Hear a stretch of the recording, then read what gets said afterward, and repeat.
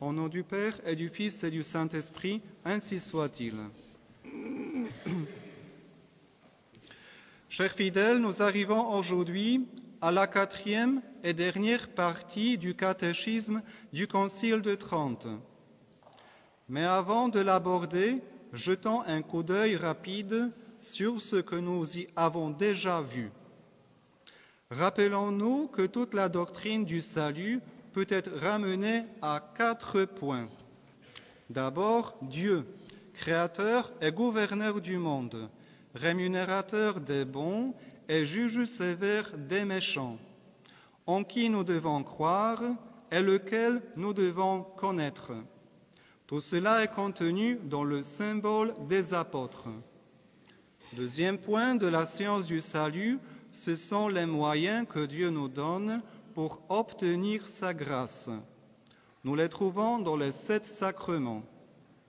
Troisième point que nous avons fini la semaine dernière, c'était les préceptes divins, inscrits dans le Décalogue. Enfin, pour que rien ne manque aux chrétiens dans la connaissance de ce qu'il est obligé de savoir, dans la dernière partie du catéchisme, nous allons voir ce qu'il faut demander à Dieu et comment il convient de le demander. Ajoutons que dans ces 4 points, nous y retrouvons les 3 vertus théologales. Dans le credo, la foi, dans les 10 commandements, la charité, et dans la prière, l'espérance. Après ce rappel, passons à l'explication de la prière, qu'elle est utile et même nécessaire. D'abord, la nécessité de la prière. Le catéchisme dit bien la nécessité, car en effet, nous n'avons pas de liberté de prier ou de ne pas prier. Et pourquoi cela? La raison en est que notre Seigneur lui-même nous a fait à ce sujet un précepte rigoureux. Il faut toujours prier, déclara-t-il. Et il ne s'est pas seulement contenté de nous le demander, mais comme un bon pédagogue, il s'est fait d'abord un modèle vivant. Durant sa vie publique, il s'est donné sans réserve à la foule et à chacun. Mais son regard restait fixé sur son Père céleste. Il vivait dans un état de prière continuelle. D'après les saints évangiles, il a prié tantôt seul, par exemple sur la montagne, tantôt en public, par exemple quand il a rendu grâce avant la multiplication des pains. Et son exemple était si frappant, si attirant, qu'un jour ses apôtres lui ont demandé de leur apprendre à prier, comme lui-même. C'est bien le procédé habituel du bon Dieu. Quand il veut donner une chose, d'abord il la fait désirer. Et ensuite, les apôtres n'ont pas gardé jalousement pour eux seuls ce trésor de la prière. Ils l'ont transmis aux premiers chrétiens. Arrêtons-nous juste un instant sur la prière de notre Seigneur, car le seul fait que Dieu Tout-Puissant, pouvait prier devait nous frapper de stupeur. Eh bien, notre Seigneur priait seulement en tant qu'homme. Comme Dieu, il ne pouvait prier, car la prière suppose au moins 2 personnes, dont l'une est inférieure par rapport à l'autre. Elle appartient essentiellement à la créature, car, comme Verbe, Jésus ne pouvait s'humilier devant la majesté de son Père. Il ne pouvait que la glorifier en s'égalant à elle. Mon Père et moi, nous sommes un, a-t-il dit à ses disciples. Mais en tant qu'homme, il dira, le Père est plus grand que moi. Nous voyons donc notre Seigneur prier, mais il ne l'a fait pas par nécessité. puisqu'il avait deux volontés, une volonté divine et l'autre humaine. Sa volonté divine pouvait toujours exaucer sa volonté humaine. La nécessité est donc de notre côté. Le Sauveur nous apprend à prendre conscience de notre condition de créature, de notre impuissance. Et tout cela est bien contraire à l'esprit du monde, l'esprit dont nous tous sommes imprégnés, comme une éponge. On ne veut surtout pas demander, et donc s'humilier. On préfère revendiquer ses droits. Cela peut marcher avec la société basée sur la fausse liberté, mais avec Dieu, cela ne fonctionne pas. En effet, Dieu ne doit rien à personne. Et si nous voulons recevoir de lui ce dont nous avons besoin, il nous faut le solliciter de lui par la prière. Et toute notre nature devait crier à Dieu au secours, indigent qu'elle est, surtout pour tout ce qui concerne notre âme, mais aussi quant à notre corps. Insistons encore une fois, sans la prière, il est des choses que nous n'aurions jamais. Si la prière est nécessaire, elle est aussi bien utile. Comme un verger qui abonde en de différents arbres, la prière nous offre de multiples fruits. Le premier, c'est qu'elle honore Dieu. C'est lui qui en est le premier bénéficié.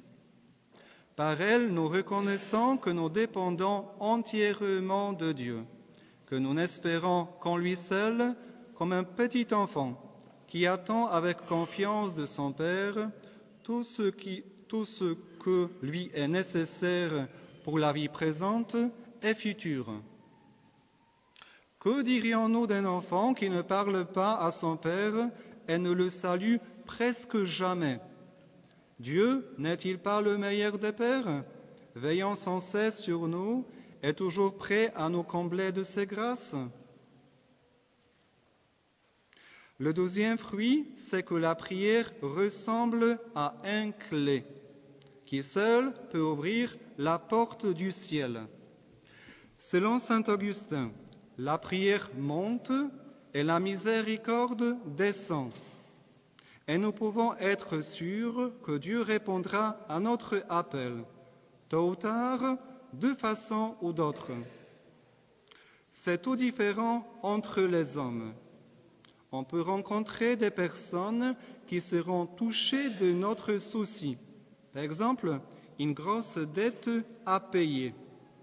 Elles voudront nous aider, mais cela s'arrêtera là, car elles n'auront pas une telle somme. D'autres, beaucoup plus aisés, seraient en soi capables de nous secourir, mais leur avarice le leur empêchera. Elles pourront, mais elles ne voudront pas.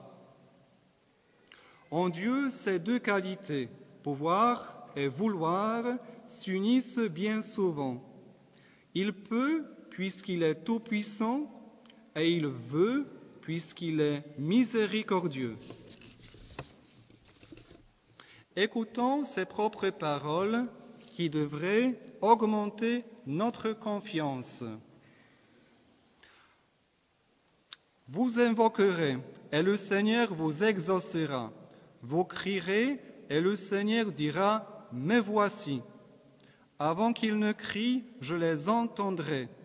Ils parleront encore que déjà je les aurai exaucés. Mais parfois, notre expérience peut être tentée de le contredire, car il arrive que nous n'obtenons pas de Dieu ce que nous lui demandons. Mais n'oublions pas que Dieu ne veut que notre bien. Il reste toujours notre Père, et quel père donnerait des ciseaux à son tout petit enfant pour jouer? Loin de lui aussi l'avarice. Il est le bien qui veut se répandre. Bonum est diffusivum sui. Il refuse de nous donner certaines grâces pour nous accorder de beaucoup plus grandes et précieuses.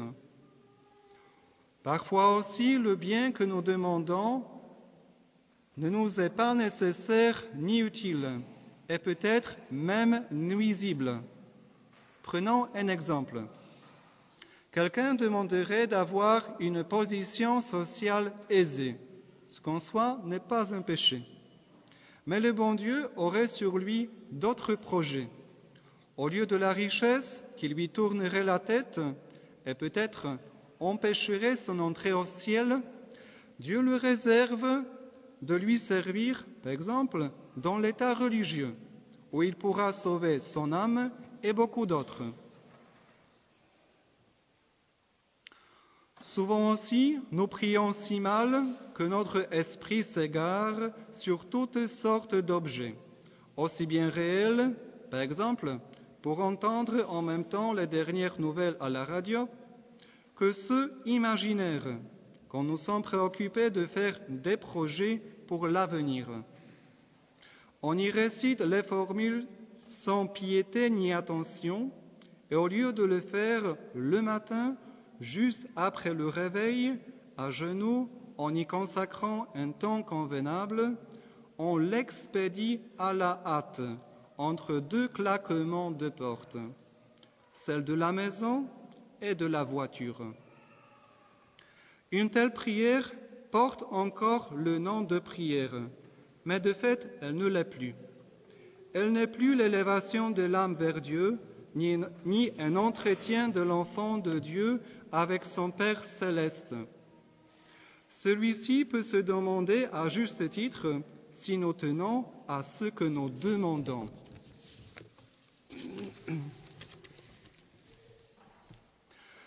Le troisième fruit, c'est l'exercice et l'accroissement de toutes les vertus, en particulier de la foi. Pour bien prier, il faut avoir la foi en Dieu. Car comment s'adresser à quelqu'un si l'on ignore son existence? C'est donc la foi, et non pas, comme voudraient les modernistes, l'expérience ou la sensibilité du cœur, qui permet de trouver Dieu véritablement. Nous pouvons donc, dès ici-bas, nous adresser directement à lui, bien que ce soit dans l'obscurité de la foi. Lorsque l'âme prie, elle dépasse le monde des choses matérielles, des choses qui passent.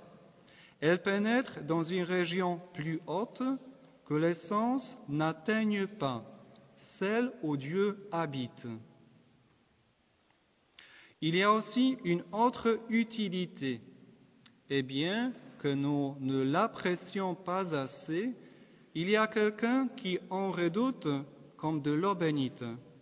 C'est que la prière est à la fois une arme puissante contre le démon et un bouclier qui nous rend invulnérables à ses traits. C'est de la prière que tout dépend. Celui qui prie se sauve, celui qui ne prie pas se damne, a dit saint Alphonse. Satan le sait très bien, disait le père Maximilien Marie Kolb dans une de ses conférences. Le diable sait qu'il est toujours vainqueur si l'on reste dans le domaine des moyens purement naturels. Mais quand on recourt aux moyens surnaturels par la prière, il tremble, car alors ce n'est pas contre les hommes, mais contre Dieu qu'il lutte. Et il sait que dans ce combat, il sera vaincu. C'est pourquoi il essaie par tous les moyens de détourner l'âme de la prière, par des distractions, la fatigue, le découragement, etc. Enfin, le cinquième fruit que le catéchisme mentionne, c'est que la prière apaise la colère de Dieu, désarme sa justice et obtient la miséricorde et le pardon des péchés. Dès que Dieu voit le pécheur humilié et repentant à ses pieds, son cœur est aussitôt touché de compassion.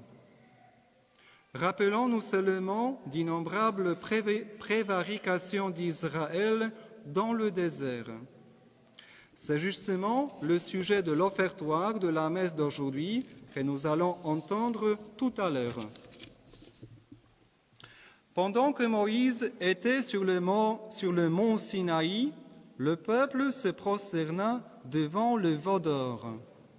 Dieu dit à Moïse: « Le peuple a la tête dure. Laisse-moi, que ma colère s'échauffe et que je le détruise. »